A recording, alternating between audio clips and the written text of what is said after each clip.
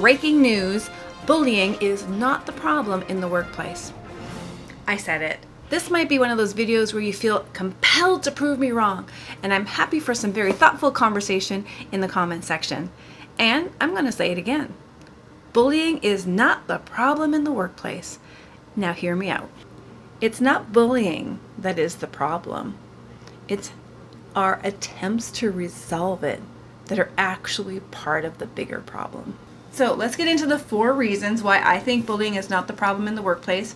And I think number 4 is probably my favorite. Number 1, when somebody comes to a colleague or a leader and they feel like they've been bullied and they bring this information forward, a lot of the times the reactive response is, "Are you sure?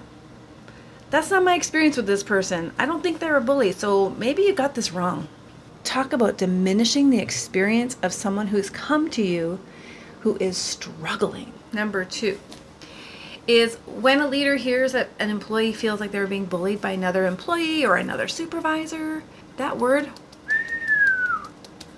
creates some anxiety and stress for the leader, because this is a big thing. It's a big deal to have somebody accused of bullying on your team. What do I do? Will I know what to say? Maybe if you just ignore it, it'll go away. So we start to give out bad advice. One of them is, just ignore it. Maybe it'll go away. Perhaps you're having a bad day. Let's just see what happens. Number 2, well, maybe just try harder. Would you go back and talk to them again? Without mentoring. That's the key there. And number 3, just keep your head down. Again, devaluing the experience and not supporting the employee. So again, here, is bullying the problem? No, it's our response. Number 3, on the flip side of that, you take a situation to a leader and that leader feels very much compelled to act. They go right in there charging and say, "You cannot act this way," and start reprimanding, disciplining the other party without investigating. Sometimes it's the person coming to you saying, third party is the problem. It's actually the instigator. So as a leader, set that word aside, set your natural reaction aside for a moment and get deeply curious and investigate. Really focus on the experience, the behaviors, and then take it from there. And number 4, as I said, I think this is the biggest problem as to why bullying still exists in the workplace and why I say bullying is not the problem. It is the way in which we manage it. We have targets become responsible for documenting and proving that there is a problem. What should we do instead? I'm so glad you asked. Rather than putting the responsibility on the employee to prove that there is a problem, let's coach our employees through the dialogue that needs to happen to restore the at-risk relationship, to reestablish healthy dialogue and boundaries. Let's walk the walk. If we have a 0 tolerance policy, it doesn't matter if it's bullying or if it's a bad day or bully-like behaviors.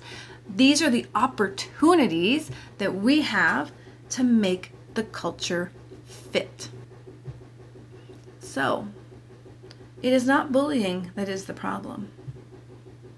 It's our response to it. We don't have to be heavy-handed, and we also don't have to be avoiding and hoping it goes away. There is this middle ground where dialogue sits, where inquiry sits, where curiosity sits, where mentoring and coaching sits. They say it takes a village, a community to raise one child. It is the same in the workplace. It is our collective responses that have continued to allow bullying behavior to thrive and exist.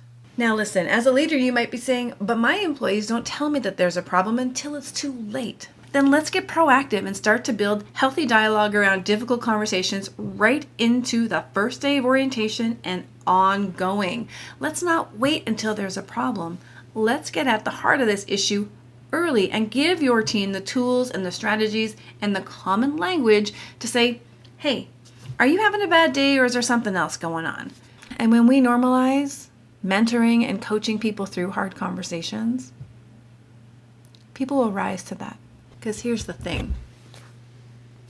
Those people were once babies, and those babies were not born evil. Those babies are a product of their environment. Those babies grew up and found ways to be successful based on how people interacted with them. Bullies can be undone. We just got to start doing the work. My name is Tammy, your leadership and communication skills coach with a particular affinity for ending workplace bullying. Subscribe to this channel for more content around difficult conversations, communication skills, leadership styles, and workplace bullying. Follow and share this with some of your friends and drop your comments below, keeping them respectful. I love a great debate, and we shall talk to you soon.